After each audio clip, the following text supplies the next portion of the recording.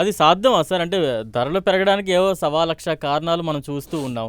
పెరిగినప్పుడు వేలల్లో పెరుగుతుంది, తగ్గినప్పుడు వందల్లో తగ్గుతున్న సందర్భం చూస్తున్నాం. ఇట్స్ ఎ న్యూస్ ఎప్పుడైనా ఫ్యూచర్‌లో తగ్గడం అంటే ఇప్పుడు పెరిగిన దాంట్లో సగమైన తగ్గే అవకాశాలు ఉంటాయంటారా? It's a news driven market. Hmm. News నెగిటివ్గా ఉన్నప్పుడు నెగిటివ్గా కొంత పర్సంటేజ్ ఉంటుంది. ఎందుకంటే అదిగో పులి ఇదిగో తోక, అందరు ఒకేసారి అమ్ముతారు అక్కడ. కొనేటప్పుడు they are buying at different levels, price levels. But అమ్మేటప్పుడు ఏదైనా న్యూస్ వచ్చినప్పుడు భయంతో, ఫియర్తో అమ్మేసేది ఉంటుంది కదా. అవును. సో అప్పుడు పారాబాలిక్ పాత్ రావచ్చు. ఇవన్నీ మారినాయి, ఆయన ఒక వెనకడుగు వేశారు, లేకపోతే సంథింగ్ గోస్ రాంగ్, అక్కడ కొంచెం చేంజెస్ వచ్చినాయి, పాజిటివ్గా వచ్చినాయి. సో అప్పుడు ఈక్విటీ పెరుగుతుంది. సో ఆల్టర్నేట్ ఇది కావాలి. సో డెఫినెట్గా అప్పుడు పడే ఛాన్స్ ఎంతవరకు అనేది ఎవరు చెప్పలేరండి. అవును. అది 30% కావచ్చు, 40% కావచ్చు, 10% కావచ్చు. It depends. అది ఎంతవరకు ఇంటెన్స్ ఉన్నది, ఆ ఎఫెక్ట్ అనేది, ఆ పాజిటివ్నెస్ ఎంత ఉన్నది అని. అంటే రీట్రేస్మెంట్ అనేది సర్వసాధారణం. ఇంత పెరిగినప్పుడు ఏ మెటల్ అయినా, ఏ ఈక్విటీ అయినా చూసుకున్నప్పుడు ఎక్కువ మంది కొంత పర్సంటేజ్ కూడా రీట్రేస్మెంట్ కోసం చూస్తున్నారు, కానీ ఎక్కడ దొరకట్లేదు. So it will come, any time it will come. ఎప్పుడో చాట వస్తుంది, రాకుండా ఉండదు. కానీ వాళ్ళు కూడా భయపడాల్సిన పని లేదు. డిమాండ్ ఉంది.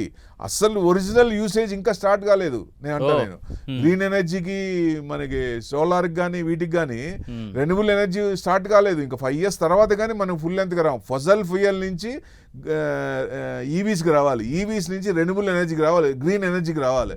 ఇది ఓవర్ ఏ ప్రాసెస్. ఈ ప్రాసెస్లో వెళ్తున్నప్పుడు ఈ మెటల్స్ అన్ని డిమాండ్స్ అనేది విపరీతంగా ఉంటాయి. మరి అప్పుడు ఊహించండి ఆ రేట్ ఎంత ఉంటుందో. So we can't expect that ఇంతే ఉంటుంది, లేకపోతే ఇంతవరకు రావచ్చు అనేది చెప్పలేము. అసలు ఆ డిమాండ్ పెరుగుతూనే ఉంటుంది. కాకపోతే మధ్యలో ప్రాఫిట్ బుకింగ్ ఇవన్నీ ఉంటాయి కాబట్టి ఇట్లాంటి ఫైర్స్ ఏదో ఉండకుండా నార్మల్ పొజిషన్లో చిన్నగా step by step in staggered manner it will grow like anything. Okay sir. అంటే కొన్ని నెలల క్రితం వరకు, మహా అయితే ఒక సంవత్సరం క్రితం వరకు కూడా బంగారం ధరల గురించి ఎక్కువగా మాట్లాడుకుంటూ ఉండేవారు, వార్తల్లో చూస్తూ ఉండేవాళ్ళం. దాని రేట్లని కొంచెం ఎక్కువగా అబ్జర్వ్ చేస్తూ ఉన్న సిచ్యువేషన్ కనపడేది. ప్రస్తుతం ఇప్పుడు వెండి ఆ రేసులోకి వచ్చింది, గోల్డ్తో పోటీ పడే రేసులోకి వచ్చింది. నెక్స్ట్ ఆల్టర్నేట్ ఇంకా ఏంటుంటాయి అంటే ఏం చెప్పాలి? ప్లాటినమా, కాపర్? ఇందాక నుంచి మీరు కాపర్ గురించి చెప్తూ ఉన్నారు. కాపర్ ప్రస్తుతం ఎలా ఉంది మార్కెట్లో? దాని ప్రైస్ అదేమైనా ఇంక్రీజా, డిక్రీజా? దాని ఇంక్రీజింగ్ పర్సంటేజ్ ఏ రకంగా ఉంది? మీ అబ్జర్వేషన్స్ ఏంటి? అంటే కాపర్స్ ఈటీఎఫ్ కానీ అవేం లేవండి. ఎందుకంటే అది బయట నుంచి తెప్పించుకుంటాం. జిఎస్టీ ఉంది, 18% ఉంది దాని మీద. సో ఆ జిఎస్టీ పర్సెంట్ వేసినప్పుడు ఎవరు తట్టుకోలేరు దాన్ని. పెద్ద ప్రాఫిట్స్ పెద్ద కనపడవు, కంపెనీస్కి పెద్ద ఉండవు. అందుకని ఈటీఎఫ్లు కానీ ఏఎంస్లు కానీ ఎవరి లేవు. సిల్వర్ ఈటీఎఫ్స్ ఉన్నాయి, గోల్డ్ ఈటీఎఫ్స్ ఉన్నాయి. సో కాపర్ లేవు. అది ఏమన్నా తీసేస్తే మన వచ్చే బడ్జెట్లో ఇలాంటి బూస్ట్ ఏదైనా ఇస్తే అప్పుడు కొంచెం ఈటీఎఫ్స్ కానీ, కాపర్ బీస్ కానీ, బీస్ అంటే లిస్ట్ అవుతాయి ఈక్విటీ మార్కెట్లో, ఎక్స్చేంజ్లో లిస్ట్ అవుతాయి. ఎక్కువ మంది గోల్డ్, సిల్వర్ ఈటీఎఫ్లు కొన్నారు, బీస్ కొన్నారు డైవర్సిఫై చేసి. అంటే మేము చెప్పేది కూడా అన్న చెప్పాం, మొత్తం ఒక దాంట్లో పెట్టకండి, కొంచెం ఇక్కడ కొంచెం అక్కడ పెట్టండి. మెటల్స్లో డైవర్సిఫై చేయండి.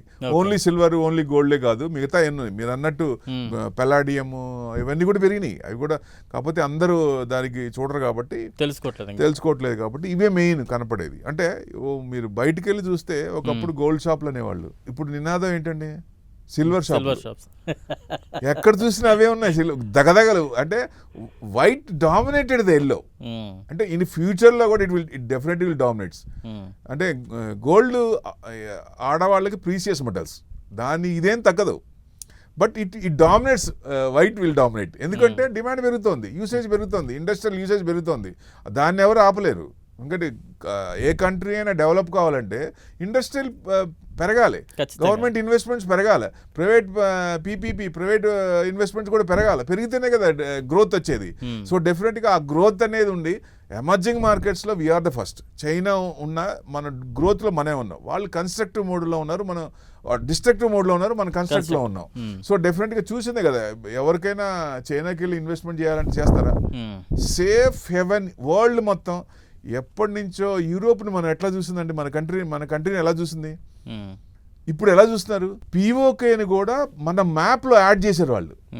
అంటే పిఓకే మీదే ఇండైరెక్ట్ గా వాళ్ళకి అవసరం కాబట్టి దిగొచ్చి ఇప్పుడు చూపిస్తున్నారు.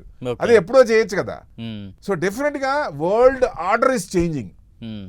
సో వెస్టర్న్ పవర్స్ ఇప్పటిదాకా దే ఎంజాయ్డ్ లాట్. ఆ పవర్స్ అనేది ఏషియన్ కంట్రీస్కి వస్తుంది. ఎందుకంటే బ్రిక్స్ డెవలప్ అవుతోంది. బ్రిక్స్ డెవలప్ అవుతున్నప్పుడు దాని పర్సంటేజ్ ఎక్కువ, వెయిట్ ఎక్కువ, జీడిపిలో పర్సంటేజ్ ఎక్కువ, పాపులేషన్ ఎక్కువ. మరి వెస్టర్న్ కంట్రీస్ మరి నీ దగ్గర పక్కనున్న కంట్రీనే నిన్ను వదిలిపెట్టి బయటకు వచ్చి 27 కంట్రీస్, ఇప్పుడు EU అంటే 27 కాదండి, 28 అంటా నేను. ఇండియా యాడ్ అయింది, 28 కంట్రీస్ ఇప్పుడు. Okay. So they are supporting us. మీరు మాకు కావాలని వాళ్ళు ఎమ్మడబడుతున్నారు. So trade deal mother of all deals అని వాళ్ళే అన్నారు కదా. Prosperity for the 2 countries, not only మనకే, వాళ్ళ గురించి మనకు వచ్చారు కాబట్టి మనకే అని కాదు, వాళ్ళకి సపోర్ట్ మనకి సపోర్ట్ ఉంటుంది. సో వరల్డ్ ఆర్డర్ చేంజ్ అవుతుంది కాబట్టి అందరి చూపు ఎక్కడుంది, ఇండియాలోనే ఉంది. Safe haven. ప్రస్తుతానికి ఇంత ఇబ్బంది పడుతున్నాం, ఏదైనా మిస్టర్ టరీఫ్ వల్ల టారిఫ్లు వేస్తే ఇబ్బంది పడుతున్నాం, కానీ ఫ్యూచర్లో we will lead like anything, will grow like anything. మన ప్రైమ్ మినిస్టర్ గారు అన్నట్టు it's an Amrit Kaal. Amrit Kaal start అయింది కాబట్టి చిన్నగా నెక్స్ట్ 25 yearsలో వీ మే లీడ్ ఫస్ట్. చిన్నగా వెళ్ళొచ్చు. కాకపోతే చైనాని దాటాలంటే 100 ఏళ్ళు ముందున్నారు వాళ్ళు అడ్వాన్స్గా. ఎందుకంటే కొన్నిట్లో రీసెర్చ్లో మనం ఇన్వెస్ట్మెంట్ చెయ్యం. జీడిపిలో చాలా తక్కువ పర్సంటేజ్ రీసెర్చ్లో, ప్రతి దాంట్లో కూడా రీసెర్చ్ అనేది ఆ పర్సంటేజ్ ఇన్వెస్ట్మెంట్ పెట్టి దాన్ని డెవలప్ చేస్తే వాళ్ళు అంతే కదా డెవలప్ అయింది. లాస్ట్ 25 years చూస్తే మన జీడిపి వాళ్ళ జీడిపి ఒకటే ఉంది, కానీ దే గ్రో లైక్ ఎనీథింగ్. మనం అక్కడే ఉన్నాం. సో 4 trillion ఉన్నాం, వాళ్ళు బాగా పెరిగిపోయారు కదా, 18 trillionsకి వెళ్ళిపోయారు. సో దాని అనుగుణంగా మనం కూడా పెరగాలంటే రీసెర్చ్ చేసి, డెవలప్మెంట్ చేసి, డైవర్సిఫైడ్ చేస్తే డెఫినెట్గా ఇలాంటి లీడర్ ఉంటే డెఫినెట్గా ఏ కంట్రీ అయినా డెవలప్ అవుతుంది. ఎన్ని కంట్రీస్కి వెళ్ళేదైనా, ఎన్ని కంట్రీస్ రెడ్ కార్పెట్ కదా. సో డెఫినెట్గా ఇది మంచి తరుణం, ఇలాంటి లీడర్ ఎవరైనా కోరుకునేది. సో ఎక్కడికైనా ఒకప్పుడు ఇండియా అమ్మో ఇండియానా అనే వచ్చిందా లేదా? ఇప్పుడు సునాక్ తీసుకోండి, రిషి సునాక్, వాళ్ళని మనం ఎలా ట్రీట్ చేశారు, ఎన్ని సంవత్సరాలు మనల్ని ఇబ్బంది పెట్టారు. కుక్కని తీసుకొని పార్లమెంట్కి వెళ్ళాడు ఆయన, గుర్తుపెట్టుకోండి. అది ఫస్ట్ డే ఆయన ప్రైమ్ మినిస్టర్ అయిన రోజు వైఫ్తో పాటు కుక్కని కూడా తీసుకొని పార్లమెంట్కి వెళ్ళాడు ఆయన. అది చాలు సమాధానం ఇండియాకి. సో ఇప్పుడు యూరోప్ చూపిస్తోంది, మ్యాప్లో పిఓకోని కూడా యాడ్ చేసి చూపిస్తోంది. మనం చెప్పలేదు, వాళ్ళే చేస్తున్నారు. అంటే ఇండియా మీద ఒక కన్సర్న్ కనపడుతుంది, సేఫ్ హెవెన్ కనపడుతుంది. ఇంకా ఇన్వెస్ట్మెంట్స్ అనేది చిన్నగా డెఫినెట్గా will lead like anything. Okay.